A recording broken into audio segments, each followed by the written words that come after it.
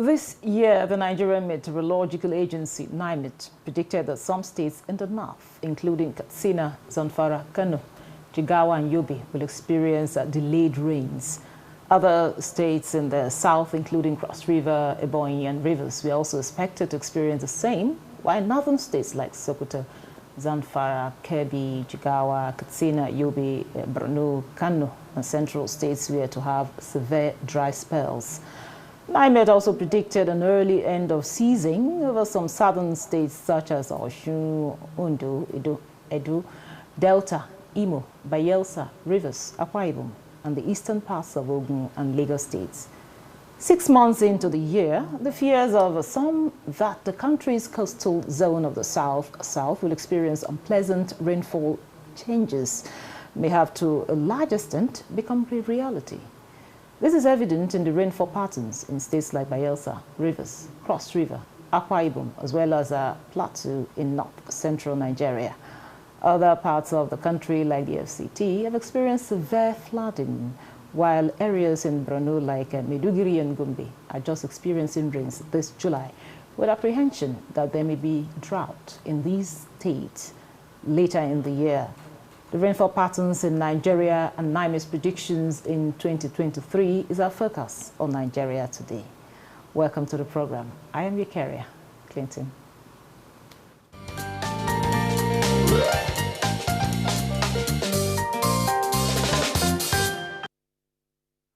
With me in the studio to discuss uneven rainfall patterns and NIMET predictions is James Ijampi Adamu, Chief Meteorologist and Executive Assistant to the Director General, NIMET.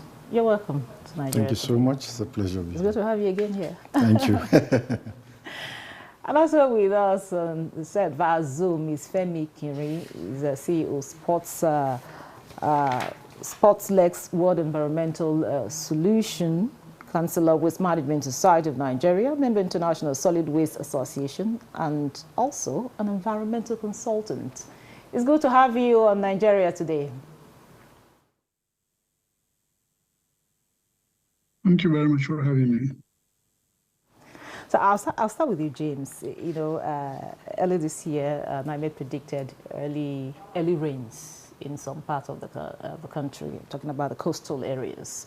And also, of course, will be delayed in some parts of the country also. But now, right now, several states have experienced weather patterns different from NIMET predictions. Can you talk to us about this? Okay, thank you. As you rightly said, earlier this year, during the presentation of the seasonal climate prediction, the DG NIMET made it clear those areas that will have early onset of the rainfall and areas that will may likely experience some delayed rainfall. And we, in the document released 23rd of January, if I may recall, there are areas that were clearly spelled out that are likely to experience dry spell ranging from moderate to severe dry spell. And this is almost July ending. And at NIMET, we don't just make prediction, we monitor daily to see the performance of the prediction. And so far, I would say the prediction has performed 85 to 90%. So when you say 10%, so you may have, like, if you talk of Nigeria, 3-4 states where we may have not completely missed out, but if we predicted there will be delayed rainfall by, let's say, 2 weeks, we are now having it to up to 3 weeks. And in the document, it clearly stated that there will be dry spell. If you open that document, page 9 and 10, talking about dry spell, it was clear that between June and July, those areas, particularly in the north, will experience dry spell that will last 15 to 21 days. And that is exactly what played out. Because we are just coming out from 2022, where we experienced a lot of flood, I think the attention was diverted. People were looking at where are we going to have heavy rainfall, not looking at paying attention to the dry spell. No, but you won't blame them because we are made to understand that the volume of rain will be more than we had last year. Now, in the focus, we talk about total rainfall.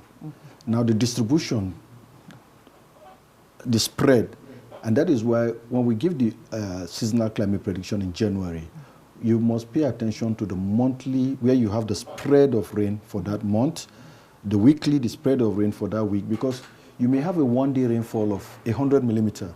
Then over the next 3 weeks or 10 days, you don't have rainfall. But the accumulated for that 10 is still 100 millimeters total. But the spread now across those days, and that is what is important to the farmers, agriculturalists, the spread of the rainfall, not the one-day rainfall, because the one-day rainfall is more of havoc. Now, that is, we need to understand the different time scale of forecast. The seasonal forecast tells you that the total rainfall for the year. Now, the weekly rainfall or the daily gives you a spread. If you have a 7-day forecast, it tells you the spread of the rainfall, the distribution within that period. And we need to now understand the different the time scale of forecast and their importance in our activities. And those areas where we said they will have early, like Borno, that's becoming a concern, and Bauchi, the rains came, some in May, some in June. Then the dry spell came in. And some even in July. Yes. July. Well, those that are coming in July, if you look at the forecast, there are places that we made forecast that their rainfall, particularly if you look at Borno, the northern part of Borno, like Abadam, Gambarunga, Alabama, and the rest, we are looking at July. So it's in the prediction. There are some local government in the extreme northern part. The only places that became a concern to us now is parts of Bauchi State and Gombe State, where we're having this persistent dry spell. Okay. Thank you very much. Now, Femi, you've heard James there about the variance we had. Why some are having a lot of rain, some are praying for the rain. What could be the reason for this, talking about from the environmental point of view? Well, to ask what could be the reason why some are having a lot of rain, much more than what was predicted, and some are having less. Did I get you very clearly? Yes. Okay, good. When we are talking of a forecast, we are actually talking about it's like it said, prediction. It may not necessarily be absolutely accurate, because bear in mind that a forecast is an estimate of what we expect based on the data that have been collected in the past. But then you bear in mind that we can only gather data of what happened in the past. We cannot gather the data of what is going to happen in future.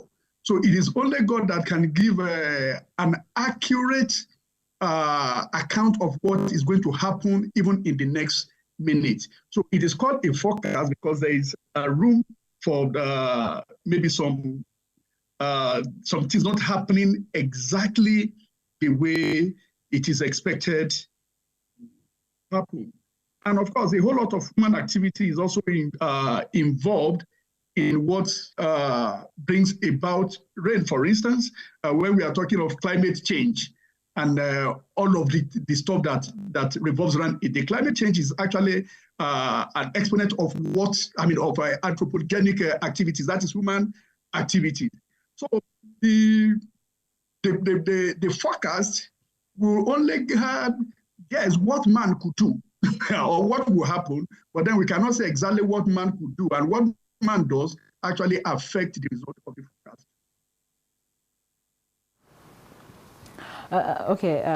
We've had what he had to say about that. Now, James, in Plateau State has experienced a lot of rain this year, and of course, Cross River and FCT as well. Recall that trade mall incident.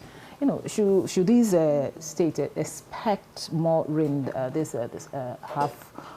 last half of the year? So if you take Plateau State, for example, there are parts of Plateau State that I know are going through some drought, like places around Lantan North. I know because we're monitoring each local government. While some parts of Plateau, like Jos North, Jos South, Mango and the rest are having above normal rainfall. So even within a state, you still have that variability in terms of rainfall distribution. And just to add to what he said, sometime this year, the whole world We woke up to the wildfire in Canada that distorted the atmosphere, and you're feeling the effect in places around Europe. Then the surging temperatures so because we are transiting into an El Nino year. Because what does that mean? The El Nino means the sea surface temperature is warming above normal. And this has a teleconnectivity with our rainfall pattern. Okay. So now when you have situations like this playing out, it tends to, because the atmosphere is a continuum, if there's a distortion, it affects whatever prediction. As he had said, whatever we do, we pray it comes to pass, because things can change. And because it is science, you go to the airport, the pilot rely on our forecast. You have to have something to believe in. Then we tell him that, okay, you can fly or you cannot fly, because it's about safety of lives and property. Now, coming to those areas around the southern states, now that we are almost at the end of July, as I checked yesterday, the ITD, that's some of those things we use for forecast, is already almost at the northernmost part, almost at 20 degrees north. So the southern states, the states you mentioned in the south, will now have like a little break. They are transiting into what we call their normal August break. So we'll have some respite in those areas in terms of rain. Then you have these areas in the extreme northern part of the country. Bauchi is already recovering. They recorded some rain. They started recovering Gombe. So they will now recover. They'll have their rainfall from this period up to the end of September. Then by September, the rain will now return to the south. You have more rain to the south coming towards that area, because the ITDs begin to retreat to the south. So you have more rainfall. So the areas in the south where you have above normal rainfall, we've seen some flash flood in Oyo. I was looking at the news where some buildings gave away, and Lagos State and the rest. But as we go, by next week, they go into the August break, have some respite, and we keep monitoring. So the forecast, we don't end with just the seasonal rainfall forecast. We have to give 1 month short updates of those forecasts. And I recall my DG, Professor Montazu, was on Tuesday Live to give an update of the forecast. So when we give forecasts in January, we give update, because the dynamics of the atmosphere, there are changes, and we look at these changes and see how is it going to affect our forecast. And as the temperatures are rising over Europe and the rest, we are looking at how is it affecting us. The coast of Guinea, along our coast, the temperatures are rising. How is it affecting the rainfall pattern around the coast? So we pay attention to this, so that we give updates, both daily and weekly forecasts. Thank you very much. Let's pause here and listen to comments from Nigerians on this issue. Stay with us.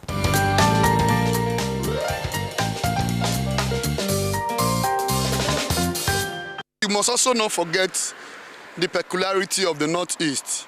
Yes, I'm not surprised, because the weather there, because I think I was privileged to serve in Gombe. So when we are getting from feelers that rain is falling in other part of the country, but in the Northeast, you hardly get rain. It's always on the dry land. Definitely this year we have all cause to fear the pattern of rainfall in Bauchi State in particular, and I'm sure it's virtually the same in every state in Nigeria. I won't be speaking from fact that it's raining accurately in Abia State. I will only say for Abuja, the weather condition in Abuja is perfectly okay. It rains when it's supposed to rain, and it's always sunny when it's supposed to be sunny. It is when we don't really need the rain that it falls, because when we are planning to go out for work, rain have to fall, and we have to stay back for the rain to stop. At times it falls like 3 straight days before it stops. Predictions are to some extent accurate, but not accurate altogether, because when you see in Abuja, some parts of Abuja, like in Lokogoma, whenever it rains heavily, there is always this huge flood.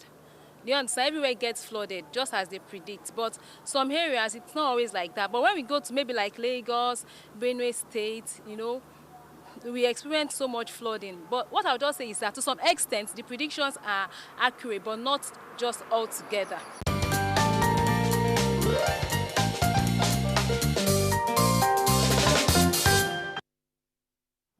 Welcome back. This is still Nigeria Today, and we are still discussing uneven rainfall patterns and NIMET predictions. My guests are still here with me. I have the Chief Meteorologist, NIMET, and also an environmentalist. Now, Femi, you heard the reaction of people there about the pattern of rains as in different parts of the country. Now, what is now, as much as we say flood, you know, like last year we had a lot of flood, and it of course affected farmers, and this year some are even praying for the rain. So how much will it affect farming this year? Because, when the pattern of rain is erratic, it actually gives farmers a lot of concern. And of course, it will have a negative effect on farming if it is in excess. If it will also have a negative effect if there is shortage of rain. Bearing in mind that every crop that is planted at a particular time actually has the way the weather condition and the pattern of rain affects it, either positively or negatively. And if when rain is supposed to be wrapping up for the year, and when a particular crop is supposed to be harvested, and when it doesn't need much rain, and then a lot of rain begins to fall at that time, automatically it's going to affect the harvest. So, and of course, we now have multiple challenges in our hands, where we already have issues of the issue of insecurity that don't allow people to go to the farm. Then the rain now contributing its own to it. So certainly it will have a negative effect if the pattern of rainfall is erratic. Thank you very much. Now, you had the reaction of people there. What comment do you have to make, you know, concerning, you know, what some have a clue of what it's all about, the predictions are all about. Why some don't really? Yes, you can, just as some of them have said, some are saying the forecast is okay, some are saying it's not good enough. So these are the things we, as meteorologists, we face day in, day out, because forecasting is the form of early warning for preparation against unforeseen circumstances. And when this information comes, for you to prepare. As my colleague has said, talking about the agricultural space, this forecast is already out, and you know, climate and weather are key drivers to food and nutrition security. Now, it determines the availability, access, or the stability of the food system. Now, when NIMET, we don't stop at just the forecast. We work with the Agricultural Research Institute, sharing data, giving them information, and that is why you find out that Research Institute have come out with rice variety now that are tolerant to flood. I mean, these are based on data they get from meteorological department, and they now use it to develop such. Then you have the drought-tolerant varieties. And we've been working with this Research Institute and the Northeast Recovery Plan. We are working with development partners because after the forecast, what variety do you plant? So we take this forecast to the Federal Ministry of Agriculture. So the farmers within the agricultural space, they already recommended some variety, and they are prepared for some of these circumstances. Even last year that we had flood, in parts of Nigeria, there are places that suffered drought. Even in Benue State, we were in some local government, they went through drought. So we don't just end at the forecast, we now add value to the forecast, working with key stakeholders to help use the forecast to bring about productivity within the country. Okay, thank you. Femi, what sort of a growing season, you know, should states expect in the coming months? You know, talking about the long, short, or medium. Briefly tell us using your geographical regions. Come again? I said, what sort of growing season should we expect, you know, in states, talking about the long, the short, the medium, and of course using your the geographical regions to cite instances? I still didn't hear you, please. Okay, can you hear me now? Okay, it's better now. Okay. I said, what sort of growing season should states expect in the coming months, either in the long, short, or medium term? Briefly tell us, using geographical regions. So do you mean the kind of rainy season we expect to come up? The growing season we're expecting from states. Okay, you see, the meteorologists would just like they are the one that have the full data that is expected. But then, I mean, as it were, and of course, giving us their predictions. And of course, when we expect that most of the predictions they give would come with at least a higher percentage of accuracy than inaccuracy. Now, like in some parts of the country now where we have not experienced sufficient rain, you still expect that a whole lot of rain will fall this year. That is my expectation anyway, that in the course of the year, we will still have a whole lot of rain. And of course, as the forecast have said, that there will be likelihood of flooding in many parts of the country. And of course, if there is no, surplus of rain, we wouldn't have a lot of flooding. However, we understand that it's not only the surplus of rain that causes the flooding, but then the way we manage our environment anyway. Let me just quickly chip that in as a waste manager, that the way we also manage our waste, of course, cause a lot of flooding. But then we still expect that there will be lots of rain in the course of the year. Okay, James, now just give us, last year we had a lot of flood. We lost quite a lot, running to $1 trillion of naira. So what are the flashpoints that we should be on the lookout in this, as we are rounding off throughout the last quarter of the year? Well, most importantly, for the extreme northern part of the country, the season will start ending by the end of September. So they should understand now that if anybody is going to plant any crop, it should be extra early maturing variety, except if he or she can supplement with irrigation. Then for the coastal states, in September when the rain return, they'll come back with some high intensity rainfall. So you may expect, but it will not be as bad as last year in terms of total rainfall.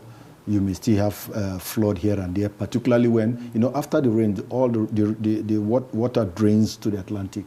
So most of those catchment area, you may see riverine flood and the rest, but not to the magnitude of that of last year.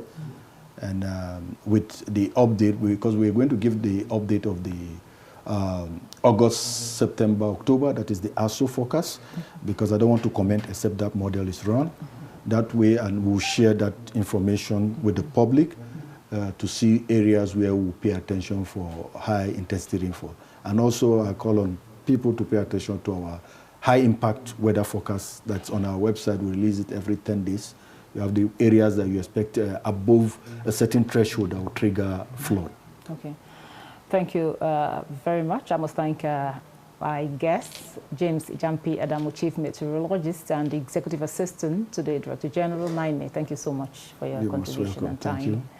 We also appreciate you, Femi Kinri, CEO, Spotlex World Environmental Solution, Councillor, Waste Management Society of Nigeria, and also member International Solid Waste Association, and also an environmentalist. Thank you so much for sharing your thoughts with us. That's it on Nigeria Today. I thank my guests, my viewer, for always being part of this. Don't forget, Nigeria Today is weekday at 7:30 p.m. on NTA News 24. You can watch this and other episodes on www.youtube.com/NTA News 24 Hub. I'm Eukaria Clinton. Do have a restful evening.